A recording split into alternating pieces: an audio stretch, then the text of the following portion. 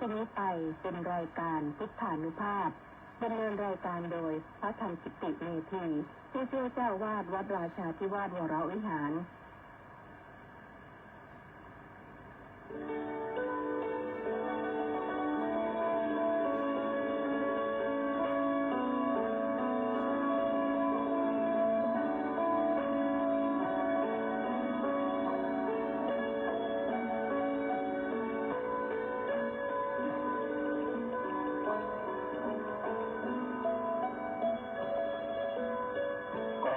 เชิญชวนมาฟังธรรมนำชีวิตขัดเกลาจิตบริสุทธิ์ผุดผ่องใสสอนปัญญาบารมีให้จิตใจสุขสดใส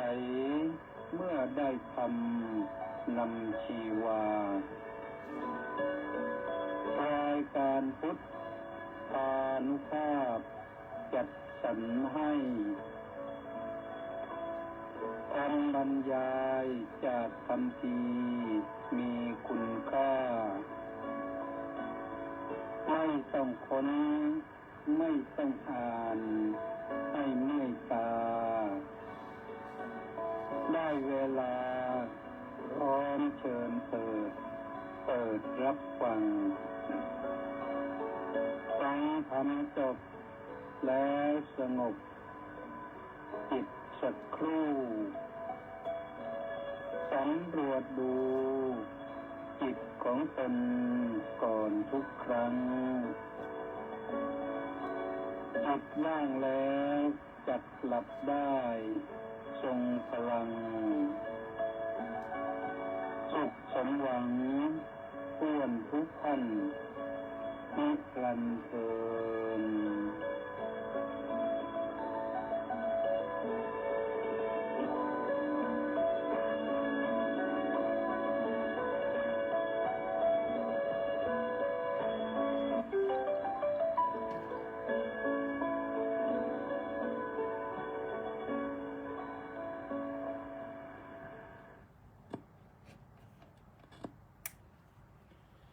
อะระหังสัมมาสัมพุทโธภควาบุตถังภะคะวันตังอภิวาเดมิสวากขาโตภควตาธัมโมธัมมังนัมมัสสามิ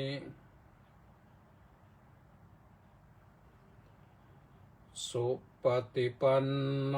ภควโตสาวกสังโฆสังฆังนะมามิขอถวายความนอบน้อมแด่พระรัตนตรัยขอคารวะพระเถรานุเถระเจริญสุขสวัสดีท่านสาธุชนผู้ฟังทุกท่าน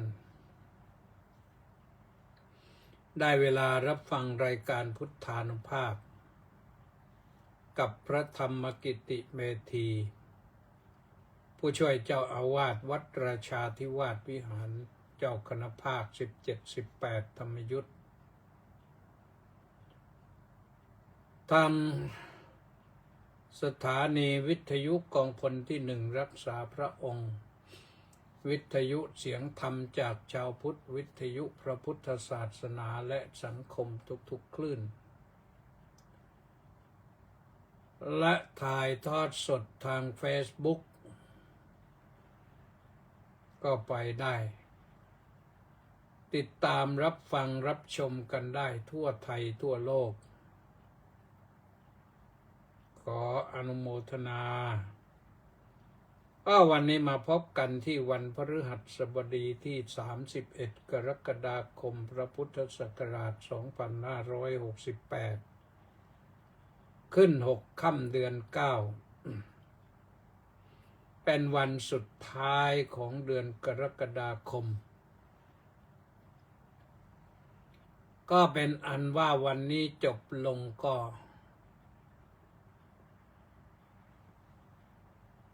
ก็เราก็เลยครึ่งเดือนมา1 เดือนเป็น7 เดือนเวลามันไปอย่างนี้ไปเรื่อยๆบางทีก็เตือนเราบางทีก็ไม่เตือนแต่ส่วนมากแล้วก็ไม่เตือนหรอกให้เรารู้เอาเองรู้นั่นเพื่อจะได้เตรียมการเตรียมกายเตรียมใจเตรียมงานเตรียมการให้มันพร้อมเพื่อความสำเร็จด้วยดีวันนี้ก็ต้องขออนุโมทนากับคุณโยมป้าผ่องจิตกาญจนรัตน์ร่วมกองบุญหนุนกองธรรมมา100 บาทสาธุโยมป้าวัฒนามระก็ร่วมมา100 บาทอนุโมทนาสาธุโยมป้าสุวรรณีวัฒนามระก็100 บาทอนุโมทนาสาธุโยมป้าสุดาวันกาญจนรัตน์ก็100 บาทร่วมกองบุญหนุนกองธรรมอนุโมทนาสาธุและยังมีคุณโยมนางสาวสำเนียงจรจรัส40 บาทอนุโมทนาสาธุกับทุกท่านขอบุญนั้นจงเป็นพลันสนาเป็นปฏิพรย้อนสนองให้ญาติโยมได้มีความสุขกายสบายใจเทวดาปกป้องบุญรักษาเทวดาปกป้องคุ้มครองแล้วก็ต้องขออนุโมทนากับอาจารย์ธนวัฒน์ศรีสิริวัฒน์พร้อมด้วย FC อีก737 คนวันนี้เข้ามาก่อนใครออนไลน์เข้ามาเรียบร้อยเห็นแล้วก็น่าอนุโมทนา737 คนก็ฟังกันนะฟังกันดูกันฟังแล้วก็แชร์ไปให้เพื่อนบ้างนะแชร์ไปเยอะๆก็เพื่อนได้ฟังก็ได้ร่วมบุญร่วมกุศลกันเรียกว่าเดินทางไปอนาคตสู่อนาคตด้วยธรรมะด้วยกันเป็นสิ่งที่ดีโยมเป็นสิ่งที่ดีแน่ๆนะเรายังทำกันได้อาตมาภาพก็ยังมานั่งบรรยายอยู่ได้โยมก็ทำได้ก็ร่วมบุญด้วยกันนะได้ร่วมบุญกันวันนี้ก็บรรยากาศดีนะมีชาวพนักงานข้าราชการหอสมุดแห่งชาตินำโดยผอ.บุปผาวุฒิมานพมาทำความสะอาดวัดเป็นจิตอาสาปัดกวาดใบไม้ถนนหนทางสวนต้นไม้ก็มากันประมาณ50 คนน่าอนุโมทนานะก็ขออนุโมทนาแล้วก็ นอกจากทำความสะอาดวัดแล้วเสร็จแล้วก็ยังมีหนังสือเล่มใหญ่ๆสวยๆงามๆน่าอ่านทั้งนั้นแต่บางเล่มนั้นอ่านเดือนหนึ่งก็ไม่รู้จบหรือเปล่าเป็นหนังสือทรงคุณค่าเป็นหนังสือที่อ่านแล้วก็ควรจะเก็บไว้ในห้องสมุด ก็คิดว่าจะแบ่งปันให้น้องๆหลานๆที่มีหน้าที่ทำหน้าที่เป็นครูเป็นผู้บริหารสถานศึกษาเขาแวบเข้ามาก็จะได้มอบให้ไปเพื่อใช้ประโยชน์ส่วนตัวเองนั้นก็อ่านมาเยอะแล้วก็คิดว่าต้องหยิบไว้อ่านบ้างแหละแต่ว่าจะเล่มไหนยังไม่ได้เลือกก็ต้องขออนุโมทนาทุกท่านทุกคนนะที่มาร่วมกันมีอาจารย์วัฒนาปท.9 วัชนะสงครามก็มาด้วยนะอยู่หอสมุดแห่งชาติด้วยที่จริงหอสมุดแห่งชาติก็อยู่ไม่ไกลกันนะคนละฝั่งคลองกันเนี่ยกับวัดราชาธิวาสวิหารเนี่ยแต่ว่าต่างคนต่างก็มีหน้าที่ทำกันไม่ใช่ว่าไปนั่งแฉะนอนแฉะอยู่ต่างคนต่างก็มีหน้าที่ทำเลยไม่ค่อยได้จะไม่ค่อยจะได้เข้าวัดเราก็ไม่ค่อยจะได้เข้าห้องสมุดก็เลยมาเจอกันอย่างเนี้ยเจอกันเมื่อชาติต้องการเมื่อศาสนาต้องการที่วัดนี่ก็มีคณะมาทำความสะอาดเรื่อยเลยเพราะมีต้นไม้เยอะให้ทำความสะอาดโดยเฉพาะบริเวณพระอุโบสถนี่เมื่อก่อนเป็นสนามหญ้าแต่อาตมาภาพเองก็มาเปลี่ยนสนามหญ้าเป็นสวนต้นไม้ได้ร่มเงาตอนนี้ไม้ขึ้นสูงแล้วประมาณ8 เมตร10 เมตร10 เมตรกว่าก็มีได้ร่มแล้วใครไปแล้วชื่นใจว่างั้น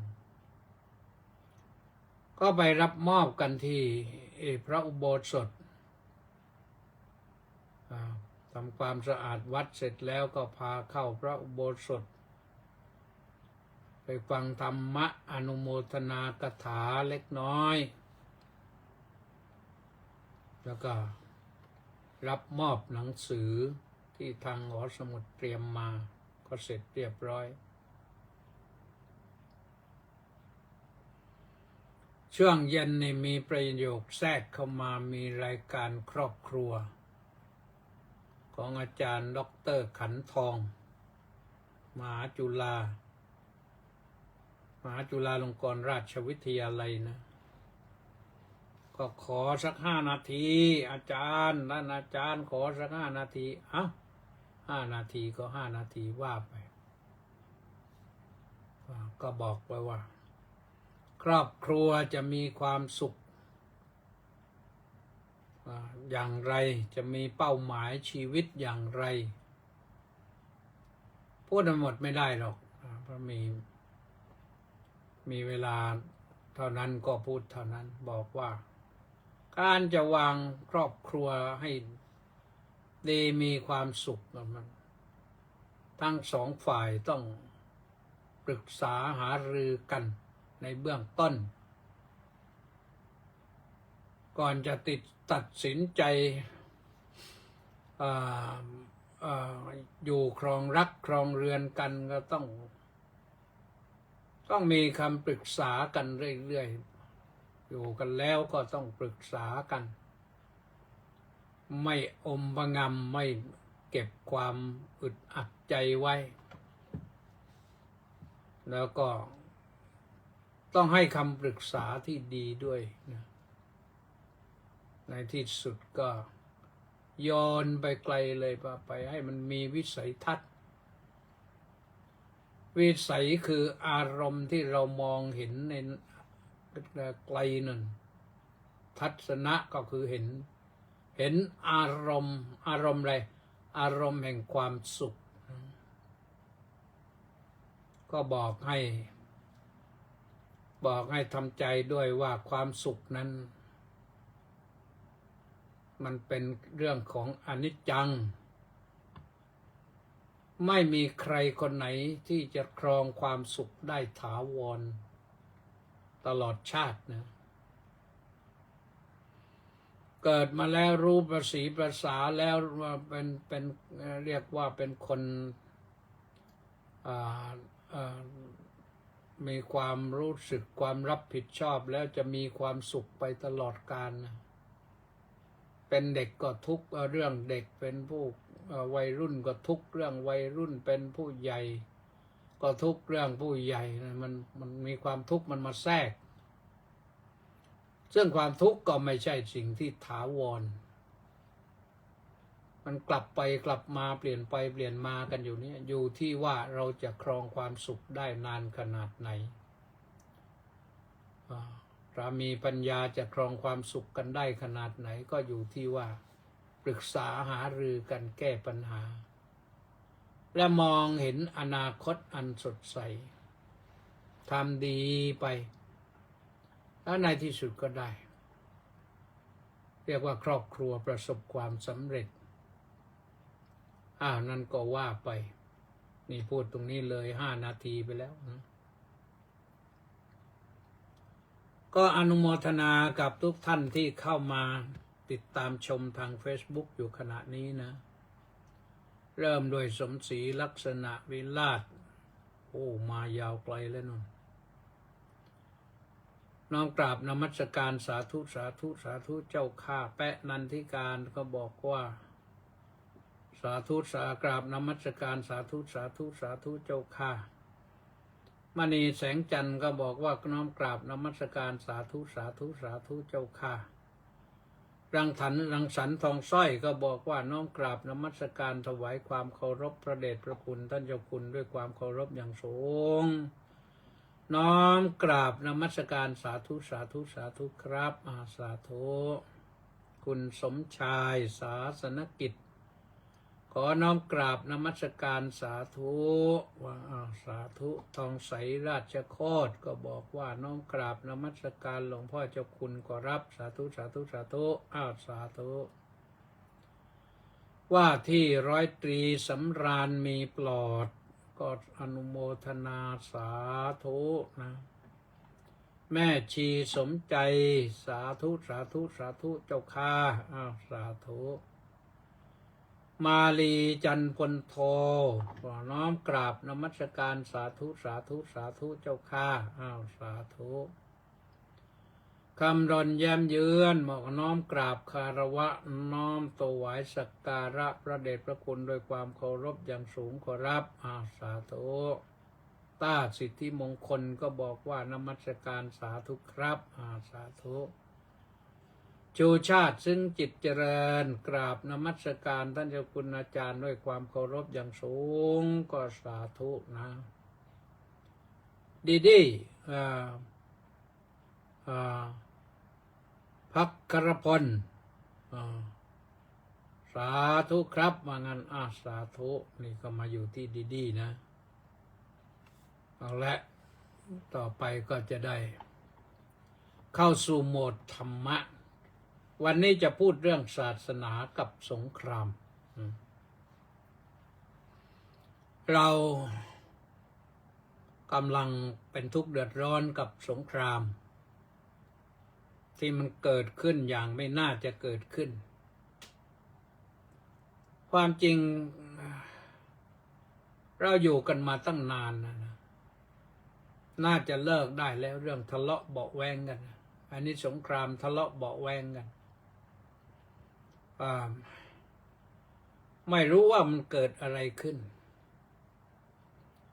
เข้าใจว่าเป็นเรื่องมาคิดเอาเองนะเข้าใจว่าเป็นเรื่องนโยบายตัดไฟตัดอินเทอร์เน็ตในทางที่ตัดอะไรพวกคอนเซนเตอร์จากที่มันกระทบไปถึงกัมพูชากระทบไปถึงอะไรentertainment complex นะคาสิโนในกัมพูชาพอตัดไฟมันก็เดือดร้อนนะตัดอินเทอร์เน็ตก็เดือดร้อนไฟตัดไม่ใช่ตัดธรรมดา ตัดขุดเสาทิ้งเลยครับทีนี้ถามว่าใครล่ะเป็นเจ้าของธุรกิจเหล่านี้อยู่ เมื่อผลประโยชน์เขาถูกทำลายลงเขาก็โมโหสินี่เขาโมโหไม่รู้จักแก้อย่างไรก็เลยส่งทหารมาบุกชายแดนเลยเรื่องเก่าๆคุณก็รื้อขึ้นมาคนที่น่าสงสารที่สุดคือทหารโดยเฉพาะอย่างยิ่งทหารกัมพูเดียนนี่น่าสงสารมากๆทหารไทยเราก็น่าสงสารนั่นแหละแต่เราต้องไปป้องกันทหารไทยเราทำหน้าที่เพื่อประเทศชาติแต่ทหารเขาทำหน้าที่เพื่อนายของเขาไม่ใช่เพื่อประเทศอันนี้อาตมามองนะอาจจะมองผิดก็ได้เพราะประเทศกัมพูชาก็เขาเป็นคนนับถือศาสนาพุทธเราก็นับถือศาสนาพุทธความจริงพุทธกับพุทธเนี่ยมันไม่ควรจะทะเลาะกันถึงขั้นยิงระเบิดใส่ไม่ต้องถึงขั้นถล่มด้วย F16 หรอกนี่ดีนะว่าเรามี F16 สามารถกำราบปราบปรามให้เขาระงับยับยั้งถอยลงไปได้ไม่งั้นก็ยุ่งเหมือนกันนะ F16 และแถมกริปเพนเข้าไปอีกสิ่งที่น่าสงสารที่สุดคือทหารที่ต้องมาพลีชีพไม่รู้เท่าไหร่เขมรก็ไม่เปิดเผยด้วยว่าก็ต้องสูญเสียทหารไปเท่าไหร่แต่ภาพที่รั่วออกมานั้นเห็นเป็นกองน่าสังเวชสลดใจจริงๆไอเราก็นั่งแผ่เมตตาแผ่อย่างไรมันก็ห้ามระเบิดเป็นพันปอนด์ไม่ได้นะแล้วเขาก็ออกมารับอยู่ตรงนั้นมันก็ต้องเจอแหละนะก็ไม่รู้จะว่าอย่างไรต่างฝ่ายต่างก็รักดินแดนกันนี่สงครามอย่างนี้มันไม่ถึงกับประกาศสงครามแต่ว่าการเป็นการรบกันใช้อาวุธหนักกันมันก็เป็นเรื่องที่สงครามอะไรแย่งดินแดนถ้าเราไม่ต้องแย่งกันนะปักเขตปักอะไรไปเจรจาตกลงกันได้ปีละ100 กิโลเมตรก็ได้ปักเขตนี่มันแน่นอนและไม่ต้องมาเสียชีวิตประชาชนให้ในศึกสงครามอย่างนี้อีกนี่นะมันน่าจะดีกว่าของเรานั้นโดนเขาถล่มก็มาก็เยอะมากเลยทหารก็ต้องเสียชีวิตไปตั้ง15 นายแถมประชาชน16 คนอีกที่มากกว่านั้นคือทั้งบ้านทั้งเรือนทั้งสัตว์เลี้ยงทั้งโรงพยาบาลทั้งร้านสะดวกซื้อทั้งปั๊มน้ำมันดอนถล่มและดอนถล่มไม่ใช่ถล่มธรรมดาถล่มว่าหนักๆด้วยใช้ปืนใหญ่ยิงถล่มด้วย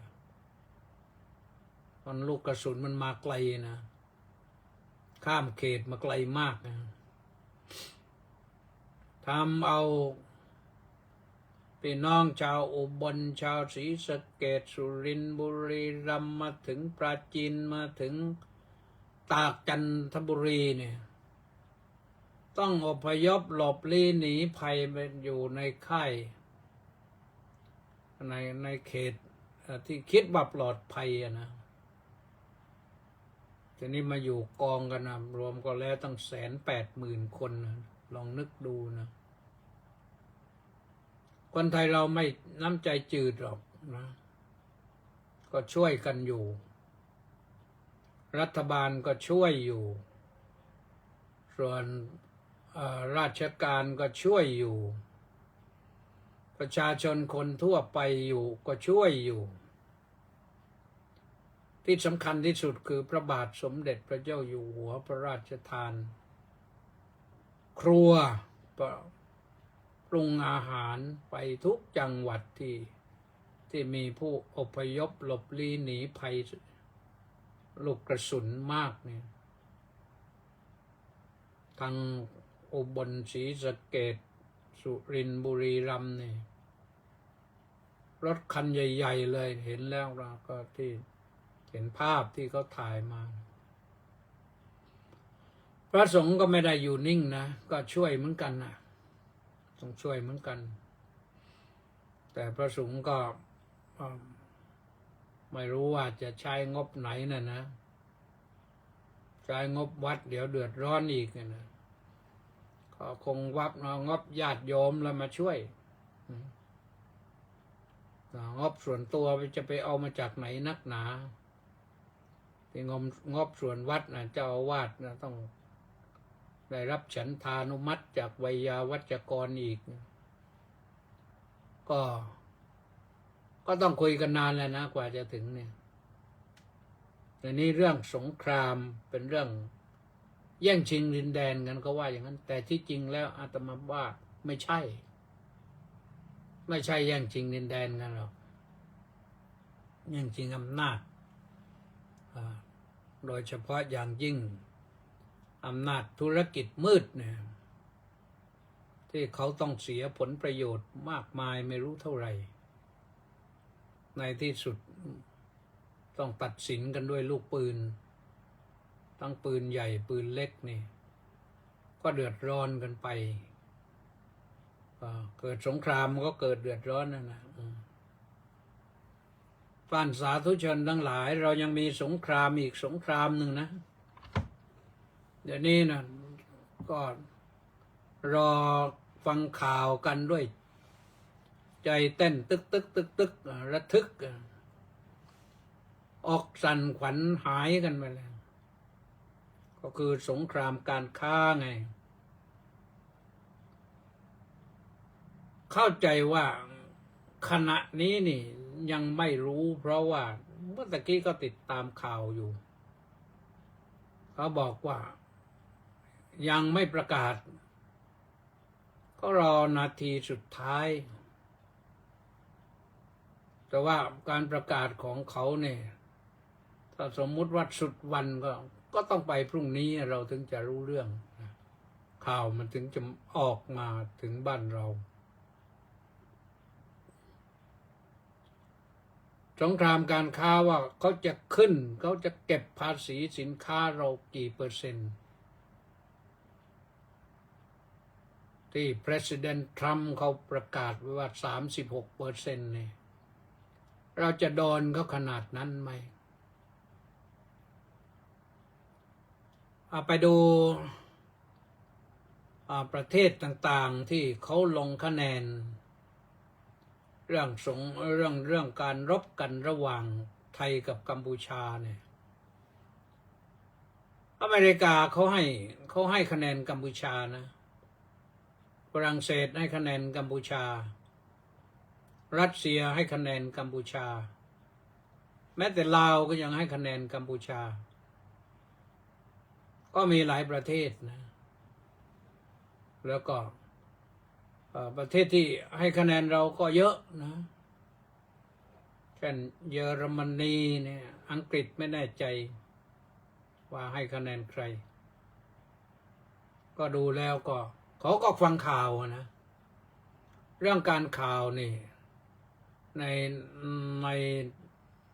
นการแย่งดินแดนกันเนี่ยรู้สึกว่าการข่าวของเรา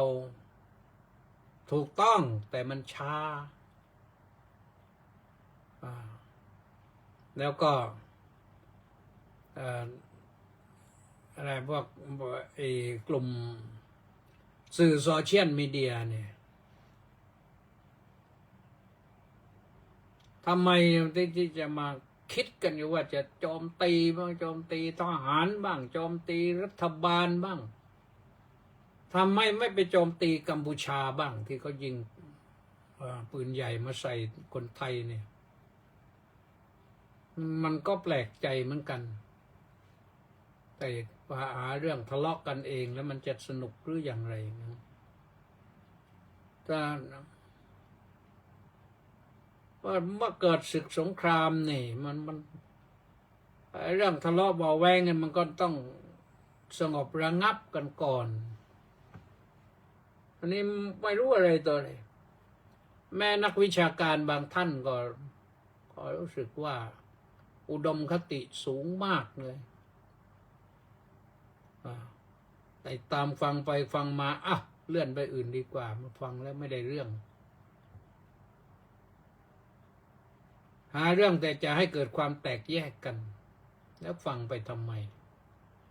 เรานึกว่าจะมีธรรมะมาแก้บ้างทีนี้มาสงครามสินค้านี่การค้าขายนี่เรื่องภาษีนี่มันก็ต้องมีตอบโต้นะแต่ว่าจะตอบโต้อะไรกันไปที่จริงเราก็มีหลายเรื่องที่จะตอบโต้ได้นะเชื่อว่ารัฐบาลก็เห็นแล้วทหารก็เห็นแล้วแต่เขาไม่พูดเราก็นั่งมองอยู่ผู้หลักผู้ใหญ่ที่เขารับผิดชอบด้านนี้เดี๋ยวเขาพูดเองแหละนะแล้วก็บอกว่าเดาถูกหรือเดาผิดถ้าสมมุติว่าทางอเมริกาเขาไม่เอาถึงขนาดนั้นนะเก็บภาษีคือยอมทั่วไปอาจจะไม่เข้าใจนะแต่ผู้ที่ทำธุรกิจค้าขายต่างประเทศนี่เข้าใจดีเจ้าบ้านชาวเมืองบางทีไม่รู้เรื่องหรอกว่าเก็บภาษี 36% นี่หมายความยังไงหมายความว่าเราพูดง่ายๆนะว่าถ้าเราส่งสินค้าไปขายเขาในราคา100 บาทเนี่ยเขาต้องเก็บเอา36 บาทอย่างนี้เหลือไว้ให้เราก็เท่าไหร่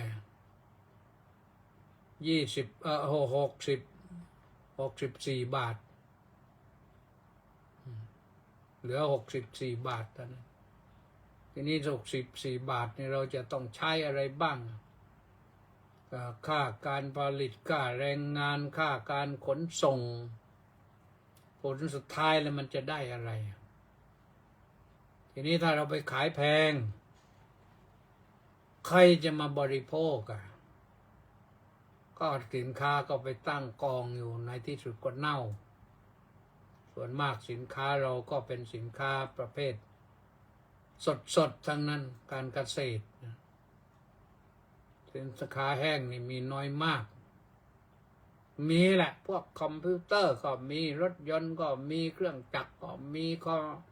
อะไรก็มีแต่นั้นเราต้องไปแข่งกับผู้อื่นอีกเพราะว่าบางที่นี่เขาบางประเทศนี่เขาเก็บ0% อย่างเนี้ยคือให้เขาไปขายได้เต็มที่บางประเทศก็เก็บ10% อย่างนี้บางประเทศก็เก็บ15% เนี่ยนี่ที่เขาประกาศมาล่าสุดนี่ก็เกาหลีใต้โดน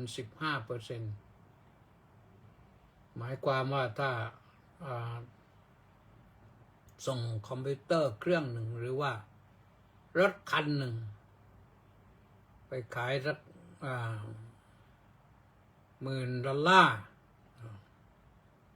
ก็ต้องให้เขาเท่าไหร่ต้องหักให้เขา$15ไม่ใช่$1,500มันก็เหลืออยู่$8,500อย่างนั้น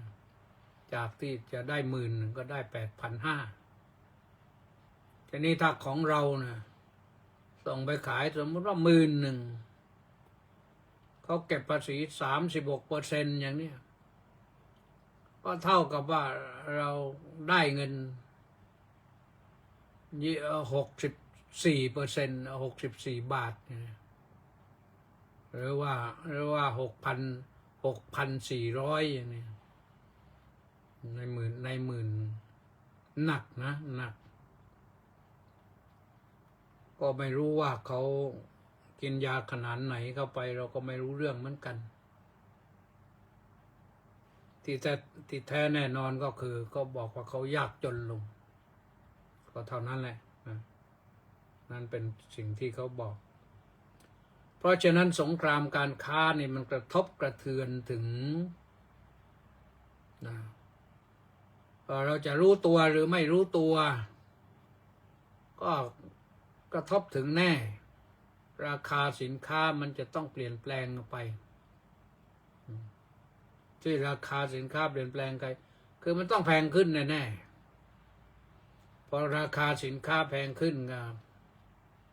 ก็ค่าเงินมันก็จะแปรปรวนเปลี่ยนแปลงเราต้องใช้เงินมากขึ้นแต่ได้เงินน้อยลงจนนะทีนิยมนั่นก็เรื่องของการค้าทีนี้สงครามศาสนาว่าแต่เรื่องสงครามวันนี้นะสงครามศาสนานี่เป็นเรื่องของศรัทธาเป็นหลักเรื่องของความเชื่อที่ไหนที่มีความเชื่ออย่างงมงายไร้ปัญญาที่นั่นจะมีปัญหาทะเลาะกันเรื่องศาสนาของเรานี่ดีแต่ว่าดีไปดีมาเราก็มีปัญหาแล้วเหมือนกันเชื่อไม่เหมือนกันในชักจะนั่นแต่ชาวพุทธเรานั่นเชื่อต่างกันเนี่ยศรัทธาต่างกันเชื่อต่างกันเนี่ยปัญญาไม่เท่ากันเนี่ยก็นับถือศาสนาพุทธส่วนมากก็ต่างกันก็เลยผลสุดท้ายมันก็แตกออกมาเป็นนิกายนะแตกแยกเป็นนิกายเราจะเห็นว่าในประเทศไทยหรือประเทศไหนก็แล้วแต่พระพุทธศาสนาก็มีแตกแยกญี่ปุ่นนี่เขามีศาสนาพุทธเป็นร้อยนิกายนะพม่าก็รู้สึกจะมีมากกว่า10 นิกายเลยมั้งตอนนี้พุทธนี่แหละทั้งพุทธทั้งหลายนี่แหละบ้านเรานี่ยังน้อยมากนะมีนิกายโน้นนิกายนี้แต่แล้วก็ไปมีข้อแตกต่างกันนิดก็ไม่ทำให้เกิดการทะเลาะเบาะแว้งกันไปที่จะทะเลาะเบาะแว้งกันเกิดเป็นสงครามอยู่เหมือนกันเนี่ยคือสงครามภิกษุทำสงครามกับเงินทำสงครามกับยอมอุปถัมภ์อุปถากคือสตรีและสตังค์ก็หนักหนาสาหัสอยู่เหมือนกันนะกระเทือนมากอันนี้ขอฝากนักวิพากษ์วิจารณ์ทั้งหลายนะอาตมาภาพเองยอมรับนะว่าพระที่ปฏิบัติไม่ดีไม่ถูกต้องตามพระธรรมวินัยนั้นมีแน่ๆและไม่ใช่เพิ่งจะมีพศนี้มันมีมาทุกยุคทุกสมัยและไม่ใช่มีเฉพาะในประเทศไทยเป็นมาตั้งแต่ต้นและตั้งแต่พุทธกาลแล้วก็จนเกิดเป็นแตกแยกเป็นนิกายขึ้นมาในอินเดียตอนนั้นเกิดเป็นเท่าไหร่18 นิกายผลสุดท้ายก็เจ๊งกันไม่เป็นท่าดีที่ว่าพระเจ้าอโศกมหาราชส่งพระธรรมทูตหลังจากสังคายนาครั้งที่3แล้วก็ส่งพระธรรมทูตออกไปในนานาประเทศ9 สายเนี่ยประเทศไทยเราสุวรรณภูมิเนี่ยเป็นสายที่8 โยมต้องเข้าใจนะพระเจ้าอโศกมหาราชนั้นส่งพระธรรมทูตมาเมื่อพศ236ก็มาถึงสุวรรณภูมิคือแผ่นดินแห่งนี้แหละ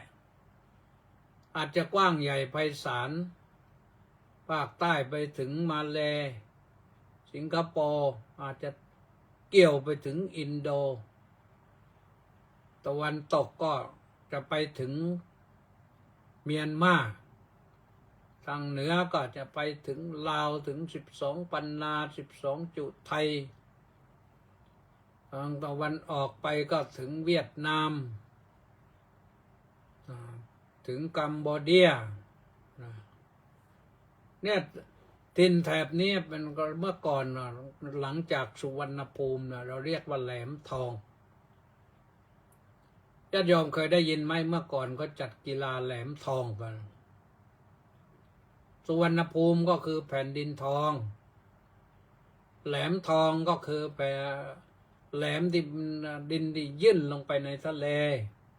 เนี่ยอย่างประเทศไทยเรานี่มีแหลมลงไปทางปากใต้เนี่ยกอลเด้นโฮฟนะถ้าคงจะเรียกเหมือนทางแอฟริกานะ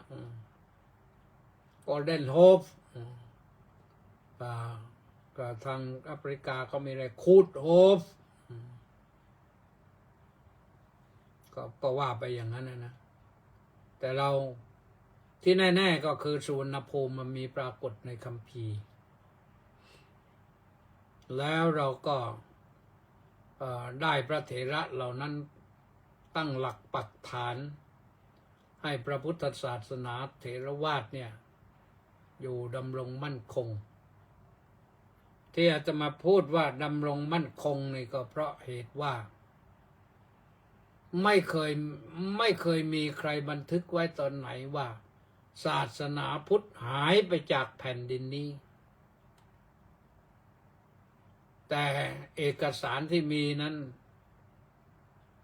สืบต่อกันมาต่อเนื่องกันมาเป็นยุค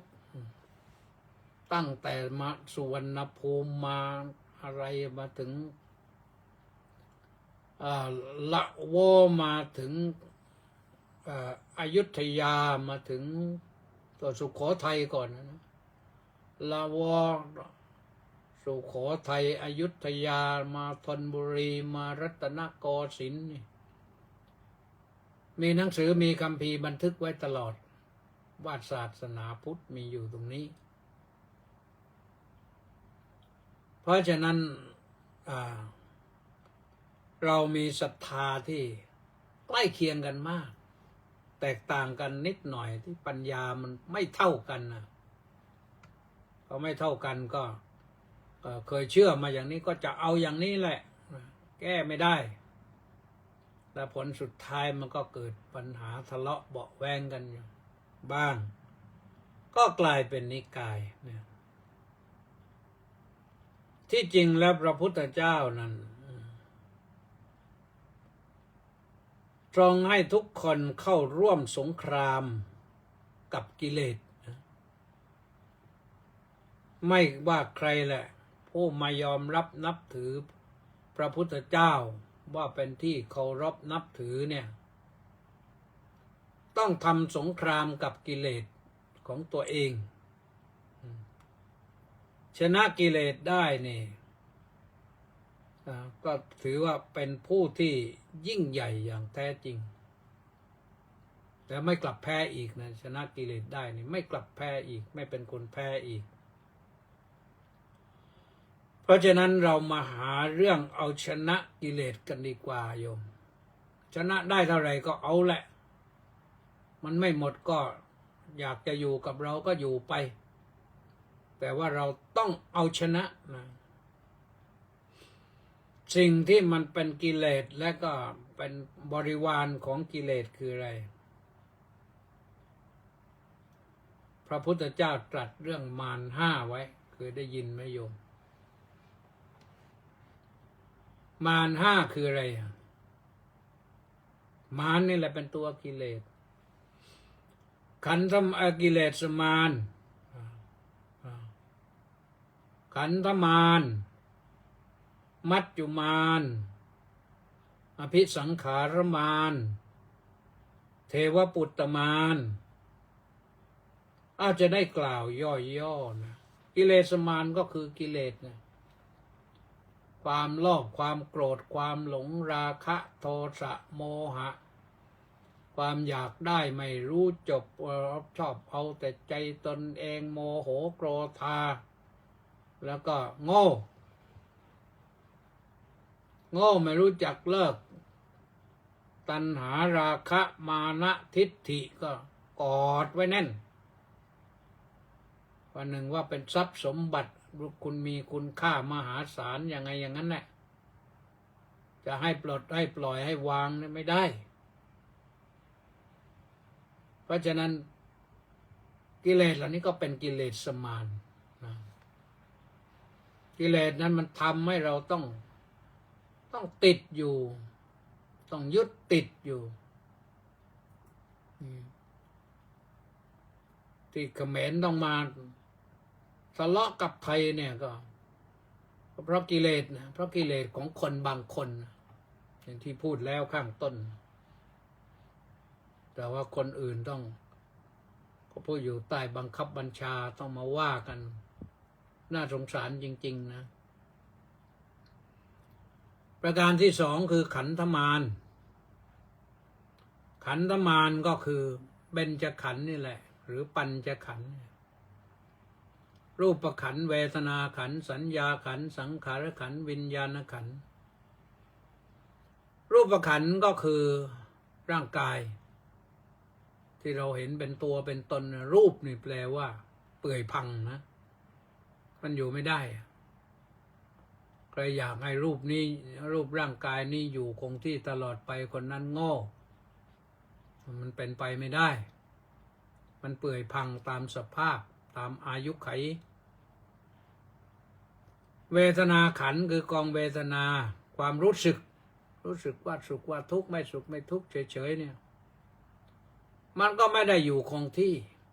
เดี๋ยวมันก็สุขเดี๋ยวมันก็ทุกข์มันเป็นอนิจจังทุกขังอนัตตาจะไปคาดหวังว่าให้มันอยู่กับเราตลอดไปใครได้สุขแล้วจะโอ้ยฉันจะสุขต่อไปไม่อยู่หรอกสัญญาขันธ์คือความจำกองแห่งความจำได้แล้วมันก็ลืมยิ่งพออายุมากขึ้นลืมเนี่ยอาตมานี่พออายุเลย65เริ่มเหมือนกันเริ่มลืมเหมือนกันบางครั้งเนี่ยนั่งพูดอยู่เนี่ยนึกออกอยู่ตะกี้ว่าจะพูดเอาทำไปทำมาอ้าวพูดไม่ได้แต่แล้วลืมแต่แล้วต้องนั่งพูดไปนานๆถึงจะนึกออกนี่เรื่องของขันธมารสังขารขันธ์ตัวสังขารคืออารมณ์ที่มาปรุงแต่งจิตให้ชอบใจให้เสียใจให้สนุกสนานให้เศร้าส้อยอะไรต่างๆเนี่ยมันมีอารมณ์มาปรุงแต่งจิตอันนี้มันก็ไม่เที่ยงไม่จีรังยั่งยืนเพราะฉะนั้นมันก็เป็นมารเหมือนกันวิญญาณขันธ์ก็คือความรู้ที่เกิดทางตาหูจมูกลิ้นกายใจนี่จักขุวิญญาณโสตวิญญาณคณะวิญญาณเป็นต้นเนี่ยเรื่องเหล่านี้นะมันก็เป็นเรื่องของอนิจจังทุกขังอนัตตาแล้วมันเป็นอยู่ในอำนาจของมารไม่อยู่คงที่นะนี่ก็มารอย่าอ้อยอีกอย่างหนึ่งเทวปุตตมารคือเทพบุตรนี่เทพบุตรเขาอายุนานกว่าเรานะบางครั้งบางทีเทพบุตรนี้เขาเป็นเทพบุตรมาก่อนที่พระพุทธเจ้าอุบัติขึ้นนั่นแล้วก็มาถึงตอนนี้ไม่ยอมฟังธรรมะของพระพุทธเจ้าเป็นเทพจริงแต่เทพมิจฉาทิฏฐินะก็มารังควานรบกวนเราเหมือนกันนั่นก็อย่างหนึ่งอภิสังขารมารปุญญาภิสังขารอปุญญาภิสังขารอเนญชาภิสังขารเรื่องของการปรุงแต่ง ให้มันว่าเป็นบุญปรุงแต่งว่าเป็นบาปปรุงแต่งว่าไม่ใช่บุญไม่ใช่บาปก็เป็นมารอีกอย่างหนึ่งทำให้เราตื่นตระหนกตกใจหรือตื่นเต้นดีใจนะนี่อภิสังขารมารนะก็เป็นเรื่องของมารทั้งนั้นนะเพราะฉะนั้นเราต้องรบกับมารทั้งห้านี้แหละให้ได้ชัยชนะนะ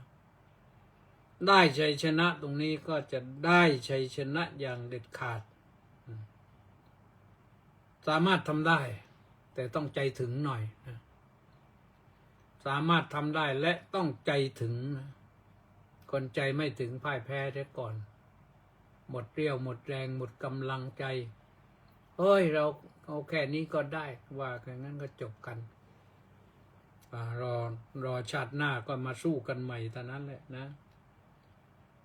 ก็ต้องขอชี้แจงทำความเข้าใจอย่างเนี้ยขอให้เข้าใจว่าพระสัมมาสัมพุทธเจ้านั้นชวนให้เราทุกคนเข้าร่วมสงครามทำสงครามกับกิเลสชนะกิเลสได้แล้วก็ถือว่าเป็นผู้ยิ่งใหญ่ที่แท้จริงแต่ว่าเรื่องของอาณาเขตประเทศราชก็เราก็ต้อง